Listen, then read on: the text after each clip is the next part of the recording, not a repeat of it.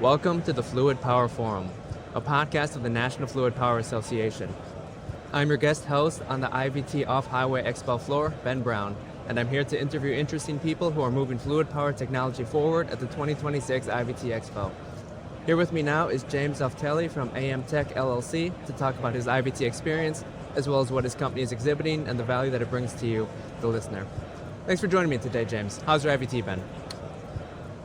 Doing pretty well, Ben. This is my second IVT. First time I went last year as a pedestrian civilian. Now it's my honor and pleasure to actually be an exhibitor here. And I have a booth and a presence, and it's been very exciting. I'm very happy. Yeah, it's a great show to be at, and we're glad that you're here exhibiting. I hope you're going to be coming back next year. So before getting too much into your company specifically, do you have a few things that you noticed walking around the show floor, interesting things that you'd like to share with the listeners? It's the trade show thing. I've been to many trade shows, and it's not like this is any better or worse. It's just the fact that you have the unique situation where you have people want to talk to you about their business, and you want to learn about their business. Put them all in the same room, and everybody is just talking and networking and sharing experiences. It's a truly unique thing. It's critical to most people's businesses, getting to know people and getting people to know you, that kind of thing. And I just love it. It's fun. Yeah, it's where a lot of the fun of this business comes in. Yeah. All right, so now let's talk about AMTech LLC a little bit more. Sure. What did you bring to exhibit?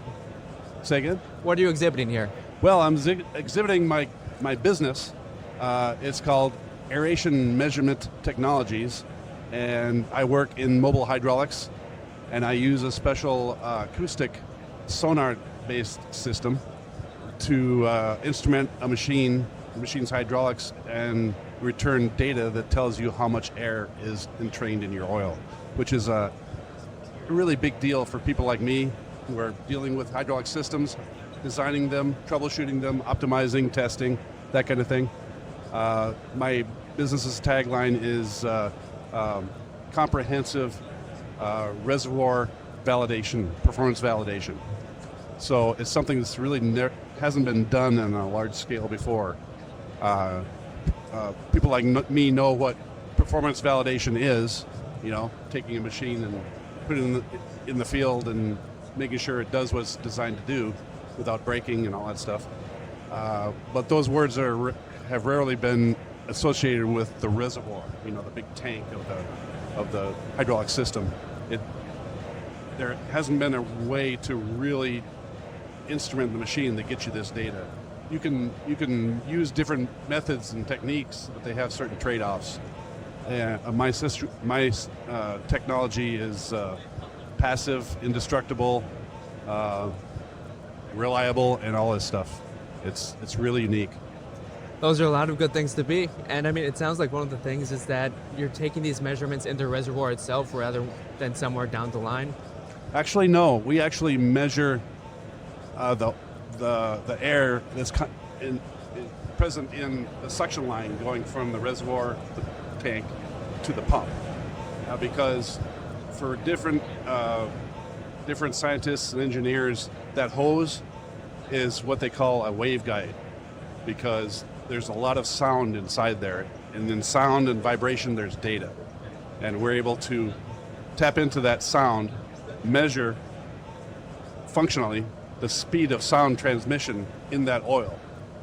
And we know that if there's a lot of air in the oil, that transmission speed is attenuated, as it were. And so it slows down. And if we put a number to that, we know exactly how much air is in it. In that way, we use the sound field and the noise in the system to our advantage. So we don't have to add anything to it. We just listen, get the data, sort it through with our algorithm, and come up with a number. It's foolproof. And there's nothing to break because there's no hardware, right? There's no moving parts, nothing to wear out other than the sound transducers, which are basically pressure transducers. Nothing special. You buy them in a catalog. And we use them as acoustic stethoscopes kind of thing, right? Indestructible indeed. Yes. Where can our listeners go to learn a bit more about you and your company? Well, we have a website,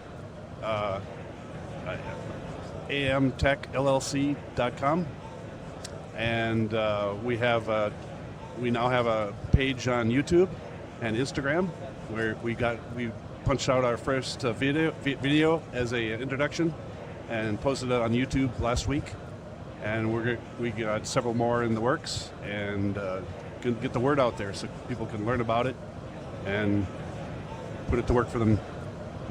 They're engineers making machines better. Well, this is a good place to do that. Thank you again, James, for taking the time to join us today. Thank you, Ben. That's going to wrap things up for this mini episode of the Fluid Power Forum podcast. Make sure you subscribe to our show on Apple Podcasts, Spotify, or any of the other podcasting services, and leave a review. It makes a huge difference for us and helps us continue growing the show. Also, remember to follow us on LinkedIn at the National Fluid Power Association. Fluid Power Forum is a podcast of the National Fluid Power Association. I'm your guest host, Ben Brown, reminding you to join us next time in the forum.